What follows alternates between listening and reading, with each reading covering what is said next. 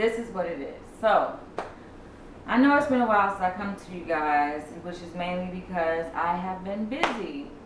What have I been busy doing?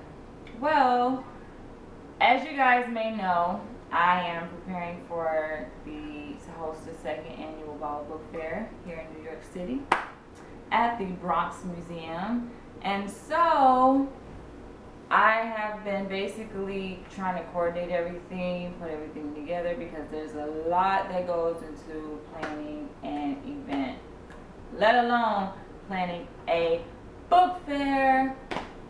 So, things like food, things like author registration, things like securing the event location, things like security, things like hiring volunteers is a lot. Not to mention, I still have to get some t-shirts, still have to get the Step and Repeat banners. So, I mean, there's so much. And the UBAWA Book Fair is like a little over about 40 days away. I mean, it's like right around the corner, so I really don't have much time. And then I also, on the other side of things, I am still a student.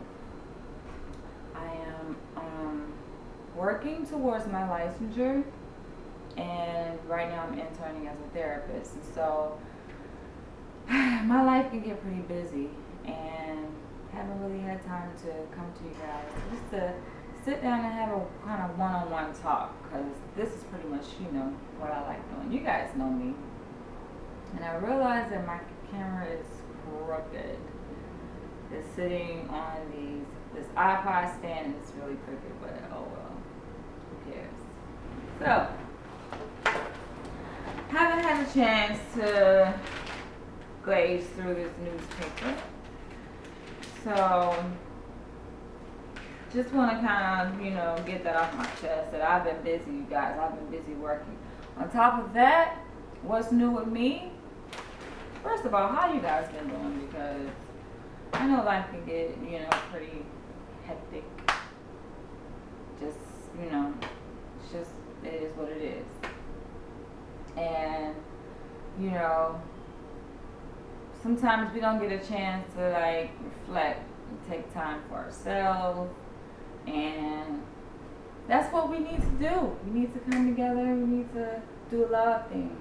But right now, I am also in the process of publishing my book. Actually, it was a blog that I started about this couple, madly in love, and they have a kind of interesting dynamic between the two. He's a dominant, she's a submissive, and it starts off as just a curious fantasy, sexual fantasy, and it kind of evolves into this relationship that turns into something that nobody in their right mind would ever imagine seeing themselves in. It's crazy. I don't even know how I let my mind even go to that place, but I don't know. It's I think part of it being that it's kind of my personal fantasy, something that I always wanted to try, and something that kind of turns me on and gets my wheels turning, So it started off as my personal sexual fantasy, and then it evolved, but that's a whole other story. So the story is called Dying to Submit. You guys could pre-order a copy of that. Actually, you guys can get a free copy, because I just really want you guys to read this story, and I think you'll really love it. I think you will. First of all, I think a lot of people, some of the reactions I've gotten, because I did share some excerpts of the story on my website, is some of the reactions I've gotten was, this girl, what could make her do this? She's crazy. I wonder what her childhood was like. They asking all of these questions, and I'm thinking, if it makes you think and you have that type of I think if you have that type of preconceived notice about this character, you have this conceptualization of this person that you just don't quite understand why. What could make a woman fall so hard in love for a man to the point where it costs her her life, almost costs her her life, or it could cost her her life, but a lot of women find themselves same situation all the time, and that's what happens to the main character in the story, Diamond Submit. So go to my website, get a free copy. A lot of people have been asking when I want to get my copy. When are you guys gonna ship it out? This is the deal. I'm waiting on my designer. So maybe you guys could reach out to this person. I'm waiting on my designer to finish designing my copy, my cover for this book. And for some reason just disappeared. He designed it, then he misspelled my name. So I'm being patient, waiting on my designer trying to be patient anyway, waiting on my designer to make the corrections to my cover so that I could go ahead and send it to the printer and get you guys a copy. So be patient, it's coming. Don't stress. What else has been going on with me? I actually got offered a board member position with the Association of Black Psychologists. It's a national organization. Just what it says, Association of Black Psychologists. And the goal really is to promote and to understanding of the mind of black people, behaviors, study of psychologists, study of the mind, specifically human behavior. But when we talk about black psychology, it's a different focus. The focus is on African Americans, and we all know the story of African Americans and how we basically are the only subgroup who came to America against our will. So when you talk about that and African Americans and the different cultures who live here in America, and how you have some that migrated here because they saw America as a land of opportunity, yet this one subgroup of people were forced here.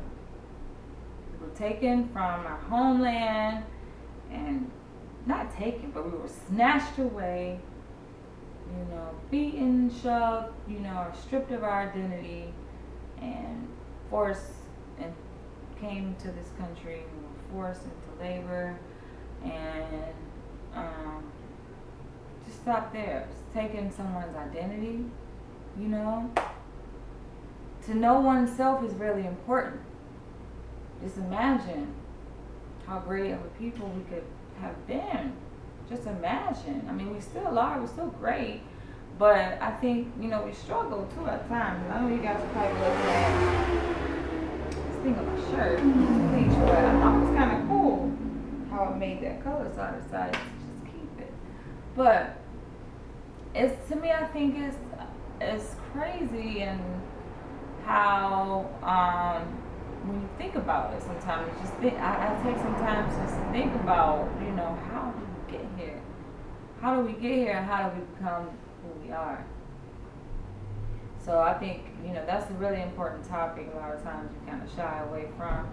But at the UBAWA Book Fair on October 31st, we're going to have a panel where we discuss, that very issue of, what is the plight, what's going on with the black community, what's really going on with the black community.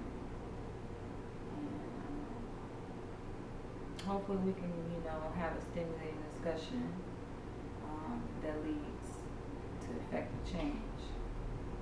I also have another organization called Dream Pathways, the focus basically is to research and understand some of the issues, that are common amongst our subgroup. And some of the issues that I've noticed, and it's no secret, we all have come across these same things. It's just almost like a broken record, repetitive story that keeps getting played over and over and over again. But we all know basically, the issue with the black community. There's crime, violence, murder, things that we see on TV. But what is the real reality? Are blacks killing blacks, or is there something else going on behind the picture? That's my main focus, and that's really what I want to kind of drive in. And you go to Dream Pathways Hour, you'll see several research project ideas that I'm working on. And the very interesting thing about that is I'm actually developed a comprehensive assessment that I'm going to use to develop services around a need that I see within the African American community, because I'm trying to say it nice, and that's the reason why this video is taking so long, but we are really fucked up as a people, like compared to other races. And when you see, take New York, New York is a mosaic of different cultures. There are so many cultures, nationalities of people that live here in New York City, and it doesn't matter, what socioeconomic status we're talking about. Just across the board, when it comes to the factor of unity, there's more unity amongst other cultures than it is within the African American community. And why is that? Why can't we come together? Why can't we come together, people? Why can't we come together? Why? Do we hate ourselves that much? Is it the crab and the bear mentality? Some people would like to say crab and bear mentality. What is it? What is the reason why we can't come together as a people? So on to the next topic. My birthday is coming up on Monday. Not this Monday, but the following Monday. And I don't mind sharing my age. Some people are like, oh, you like my age, so you do. I'm proud of my age, to be honest. Even though I'm approaching 40. It's like I'm 32. But, I am approaching 40. I'm on the low end of that, though. The 30s, early 30s. But, before you know it, you're 35. And then, once you get over to that 35, it's like you're approaching 40. You realize you're getting old. And I had this conversation with a friend that once you get over the 30 mark and you join the 30s club, you're getting old. Getting old. But that's the reality of life. We're all going to get old. The important thing is to enjoy life, to live your purpose, fulfill your dream. That leads me to my next point, which is American Dreamer. You guys, I've come around to it. I've come around to publishing American Dreamer. It's coming. And some people say, who's your publisher? Don't worry about it. Just know it's coming. It's coming, you guys. You guys get to really see my story, because I share bits and pieces of my life. You guys see videos, but you guys really don't know me. And I open up myself more. It's crazy. You guys think you will get more out of me by watching a video, but no, you'll get really more of me by reading my book, because I share so much of myself in my book, and I take it all the way, not all the way back like to the womb, but I take it back to when I was like 5 years old, living, Jacksonville, Florida. That's where I was born and raised, and I grew up. And my life was interesting. It was interesting to say the least. And I think my story is one that is unique, but it's representative, of the average black woman. It's, the struggle that we go through being black, living in America, living in a predominantly white society. And having the whole ideology of being told that your race is inferior and live in a dominant society that's not your culture, that's not your race, you're not dominant, you're inferior, so we develop this inferiority complex. And these are all issues that I research and that I write about. Just go to dreampathways.org. You'll see the research projects that I'm working on, I'm developing. These are research studies that I am putting together, that I have created. So, I am working on a lot. As you guys know, I'm in the process of doing so much, working towards my PhD. Yes, I'm going to be a doctor, you guys. And you guys see me, like, I'm always saying I'm tired, it's a whole other story. But yes, girl is tired. I've been working. Even when I'm not working, I'm still tired because all my life I had to fight. But I am in the process of, I think is where I'm going to do my doctoral studies. Guys, coming to New York, luckily, thankfully, it's a blessing that I moved to New York City because it pretty much has exposed me to what's out there in the world. There's so much more out here in this world that we have. Sometimes some people think that they're only confined to like where they were born and raised and where they grew up. And me, I look at it like the world is a playground. And I can do so much in this world. So nothing is really pretty much gonna limit me to doing what I want to do in life. And I know one thing that I do want to do. I always said this. It's study, it's get my PhD in psychology, and that's what I'm working towards. So I am moving to London. People say, how are you gonna? Sorry guys, New York City.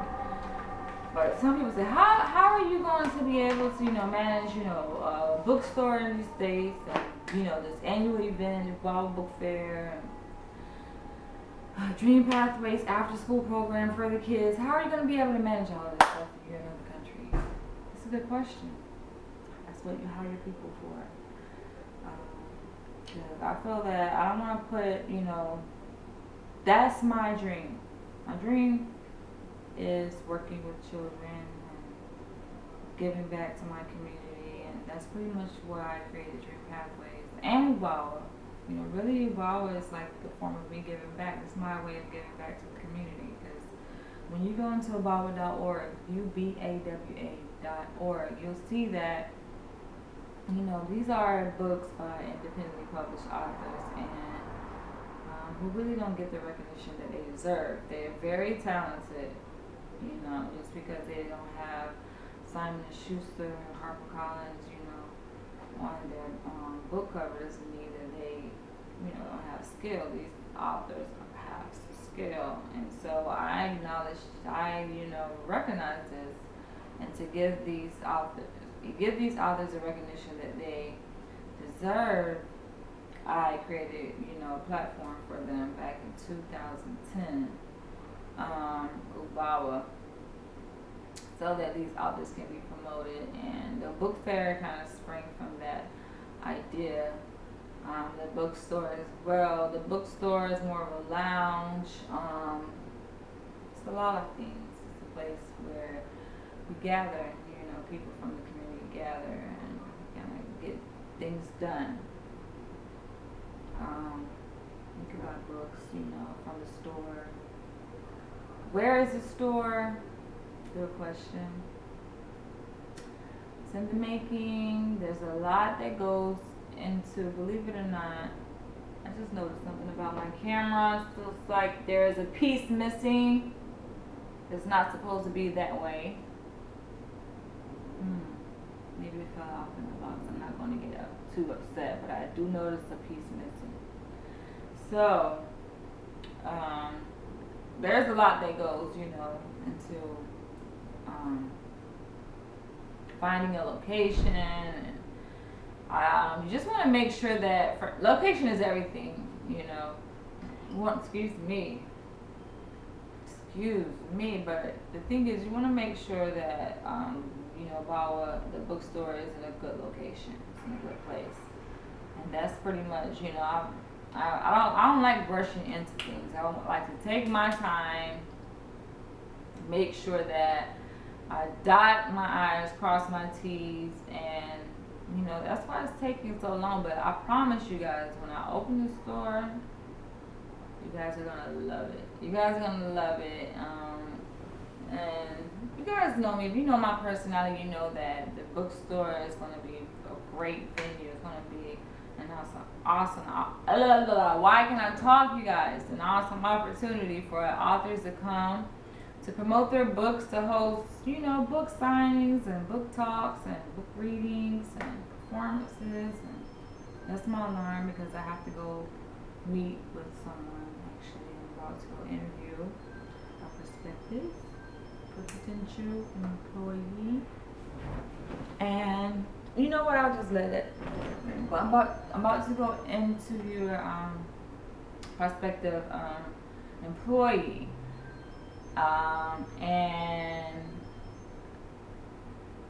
For the book fair, that's my alarm.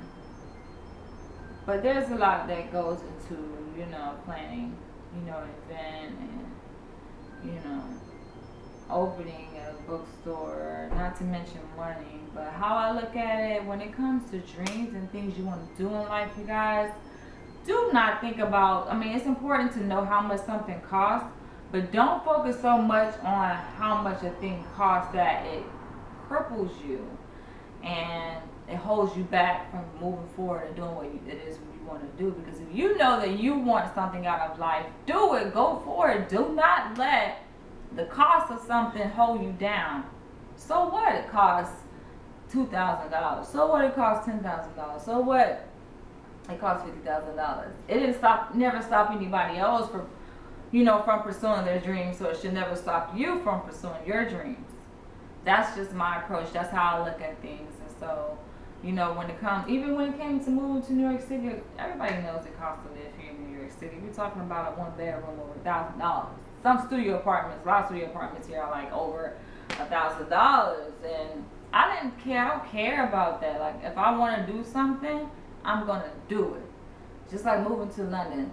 I don't care that, it costs to move to London, it costs, that's moving overseas. There's a lot of costs associated with that, but I'm like, I don't care. It's not going to stop me from doing what I want to do.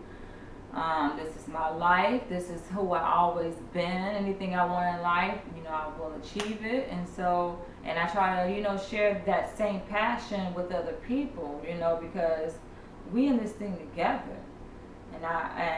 Is there anything in life that you want to achieve? Just go after it. Do it. Don't let anybody come in your way. Because people will be like, oh, how are you going to do that? You think you can do that? Like, they only question you because that's how they think. Understand, anything that comes from someone, it comes from their head. That's how they think. We all are different people. We all think differently. I know I do. My mind is just different. It's different. Sometimes it's best not even share share what you want, share your dreams with people, because the moment you start sharing your dreams and stuff, hold on, you guys. Just making sure, because this thing got 3 minutes. But the moment you start sharing your dreams with people and start saying, what you want and your goals and stuff in life and your plan, you gotta be careful who you share it with, because sometimes, especially when you share it and you don't expect that person to, plot your demise. That's what it is. People like will try to plot your demise and bring you down. And you just be careful because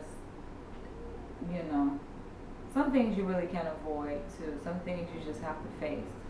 And I'm sorry, I have to be the one to bring it to you. Some things you will have to face. And when you are working towards, I'll end this video with this. When you're working towards something in life, something that means something to you, and not only to you, but to a lot of people, there will be some people who will notice that, feel a certain kind of way about it, feel envious about it, and become envious of you because they are not where you are. They have this notion, that you are above them and they're trying to get where you are. Instead of using that as saying, motivation to pursue their dreams, to work even harder, they'll try to bring you down. Because sometimes people look at life as a competition. They look at others as their competitors. They look at other, people, instead of looking at it as like we're in this thing together. We can help each other.